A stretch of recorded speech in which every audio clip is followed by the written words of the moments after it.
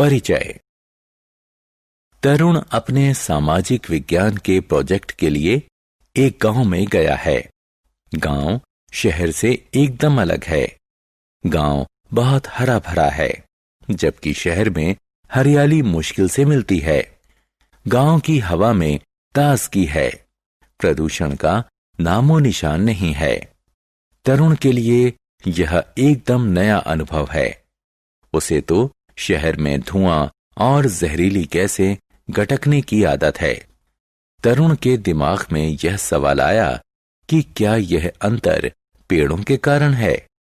इस पाठ में हम विस्तार से जंगलों की बात करेंगे।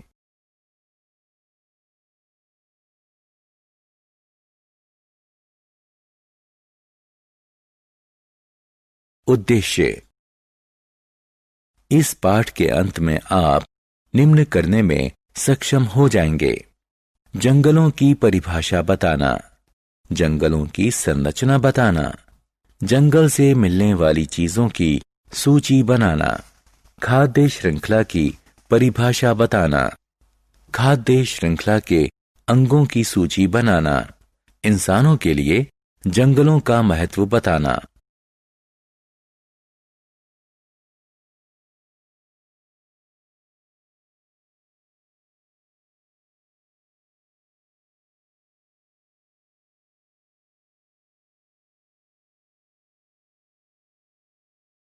जंगल परिचय।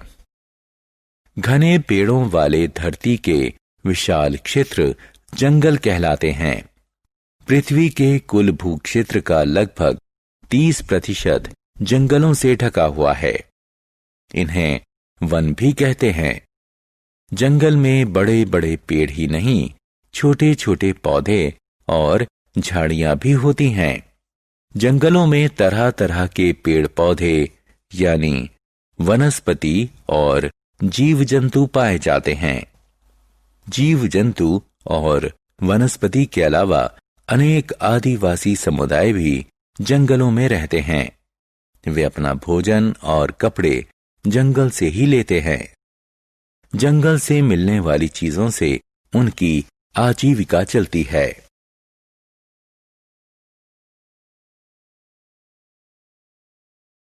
जंगलों की संरचना। पेड़ों और झाड़ियों के ऊपरी हिस्से में शाखाएं और पत्तियां होती हैं।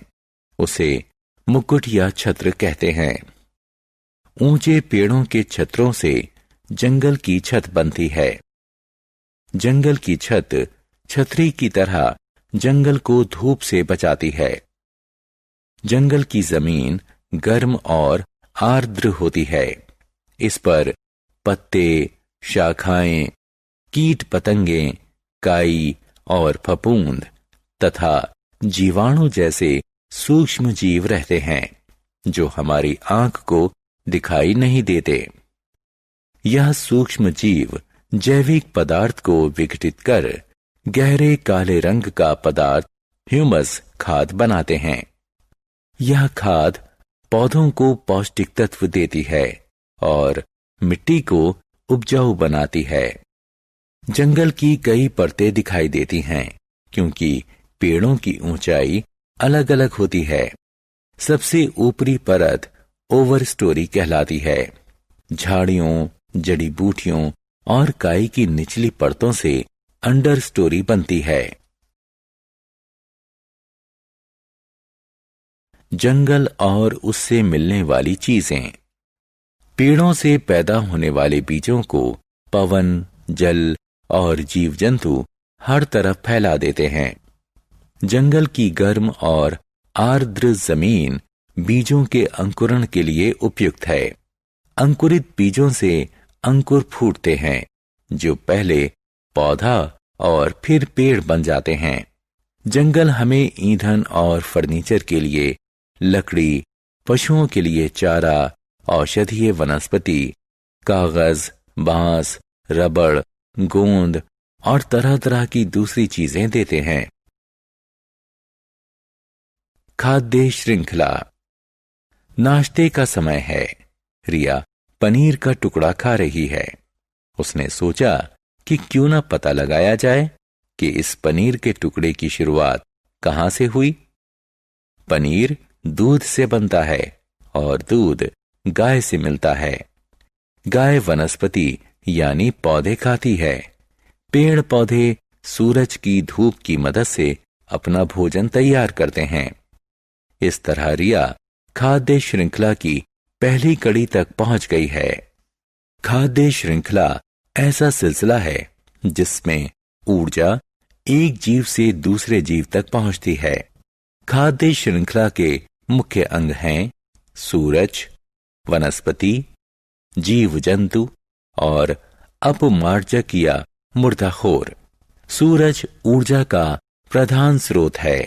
वनस्पति उत्पादक है क्योंकि वह धूप की मदद से अपना भोजन तैयार करती है। जीव जंतु यानी पशु उपभोक्ता हैं। जीव जंतु वनस्पति खाने वाले शाकाहारी या मांस खाने वाले मांसाहारी हो सकते हैं। कुछ जीव जंतु सर्वाहारी यानी वनस्पति और दूसरे जीवों दोनों को खाने वाले हो सकते हैं। अपमार्जक मुर्दा जीवों को खाते हैं। आइए खाद्य श्रृंखला का एक आसान सा उदाहरण लेते हैं।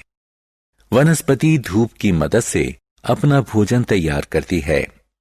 वनस्पति को हिरण ने खाया, हिरण को शेर ने खाया। शेर मर गया तो गिद्ध और हाइना जैसे मुर्दाखोर उसका गोश्त हजम कर गए।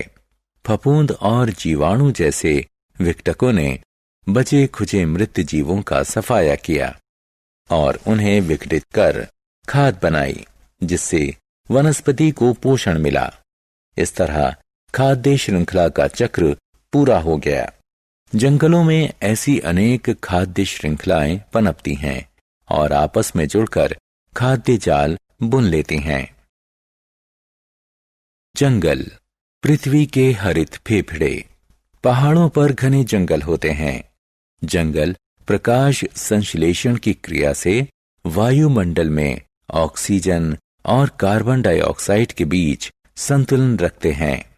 प्रकाश संश्लेषण की क्रिया से वनस्पति अपना भोजन तैयार करती है। इस क्रिया में पौधों की पत्तियां सूरज के प्रकाश की मदद से कार्बन डाइऑक्साइड और जल से भोजन तैयार करती हैं। इंसान और जीव जंतु कार्बन डाइऑक्साइड छोड़ते हैं। वनस्पति मिट्टी से जल सोखती है। प्रकाश संश्लेषण से शर्करा और ऑक्सीजन बनती है। शर्करा पेड़ पौधों यानी वनस्पति के बाकी हिस्सों में चली जाती है। ऑक्सीजन हवा में छोड़ दी जाती है, जिससे इंसान और जीव जंतु सांस लेते हैं। इसीलिए जंगलों को पृथ्वी को प्राणवायु देने वाले फेफड़े कहते हैं। जंगल और जल चक्र। जंगलों की जल चक्र में महत्वपूर्ण भूमिका है। वे वाष्पीकरण के माध्यम से इसमें योगदान करते हैं। वाष्पीकरण ऐसी क्रिया है जिससे पौधों की पत्तियों और तनों से पानी की वाष्प उड़कर वायुमंडल में जाती है। फिर यह उठकर हवा के संपर्क में आती है। यह वाष्प ठंडी सतह को छूने के बाद संघनित हो जाती है और बादल बनाती है। बादलों में जल की बूंदें जब बहुत अधिक हो जाती हैं तो बारिश के रूप में धरती पर गिरती हैं। वर्षा का जल, वर्षा का पानी झरनों, नदियों और महासागरों में पहुंचता है, जिससे जल चक्र पूरा हो जाता है। जंगल मिट्टी का कटाव रोकते हैं। लीना ने एक अखबार में एक सुर्खी देखी, जंगल ना होने से आई अचानक बाढ़। इसे पढ़कर वह जंगल और बाढ़ के बीच का संबंध जानने के लिए उत्सुक हो गई है।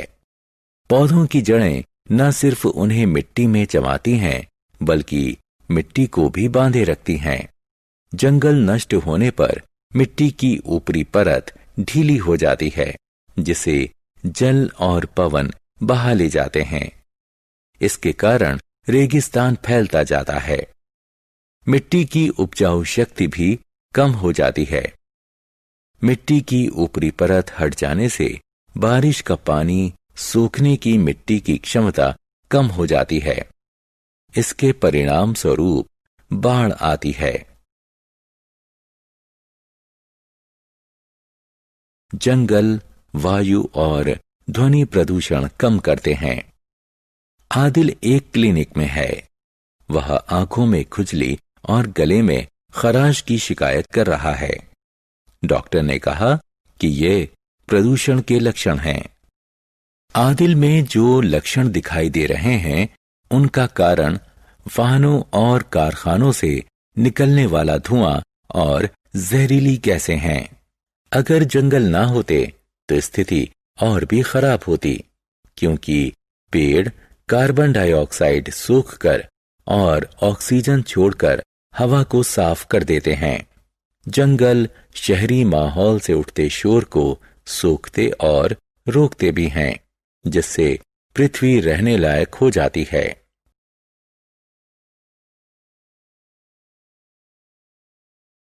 सारांश। आइए हमने जो कुछ सीखा है उसे संक्षेप में दोहराएं। घने पेड़ों वाले धरती के विशाल क्षेत्र जंगल कहलाते हैं। जंगलों में तरह तरह के पेड़ पौधे यानी वनस्पति और जीव जंतु पाए जाते हैं। जंगल की सबसे ऊपरी परत ओवर स्टोरी यानी ऊपरी मंजिल कहलाती है। झाड़ियों, जड़ी बूटियों और काई की निचली परतों से अंडर स्टोरी बनती है। जंगल हमें ईंधन और फर्नीचर के लिए लकड़ी, पशुओं के लिए चारा, औषधीय वनस्पति, कागज, बांस, रबड़, गोंद और तरह तरह की दूसरी चीजें देते हैं। खाद्य श्रृंखला ऐसा सिलसिला है जिसमें ऊर्जा एक जीव से दूसरे जीव तक पहुंचती है। जंगल प्रकाश संश्लेषण की क्रिया से वायुमंडल में ऑक्सीजन और कार्बन डाइऑक्साइड के बीच संतुलन रखते हैं। जंगल वाष्पीकरण के माध्यम से जल चक्र में महत्वपूर्ण भूमिका निभाते हैं। जंगल मिट्टी के कटाव और वायु तथा ध्वनि प्रदूषण को रोकते हैं।